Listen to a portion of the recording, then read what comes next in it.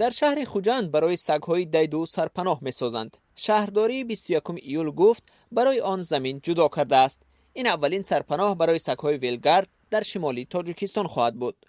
اخیراً تاجیکستان با اصلاح قانون جزا برای مناسبت بیرحمانه به حیوانات را سخت‌تر کرد. قانونی نو در حال قبول شد که سالانه در تاجیکستان قریب 3000 سگ کشته می شود. مقامات میگویند با این راه ساکنان را از گزندی سگ‌های ویلگارد امین می‌دارند. حامیان حقوق جانوران کشتن سگ‌ها را بیرحمی و کاری خلاف قانون می‌دانند. در تاجیکستان پناهگاهی دولتی جانوران بی‌صاحب وجود ندارد. این کار را فعالان جامعه شهروندی انجام می‌دهند. یکی از آنها حنیفه براتov است که به گفته خودش 20 سال است به نگاهبینی جانوران بی‌صاحب مشغول است. او میگوید سالهای اخیر مناسبت جامعه با جانوران بی‌صاحب خشن‌تر شد. البته تربیت در اویله شروع می شود. باید به کودکان فهمانند که به حیوانها رفتاری بد نکنند.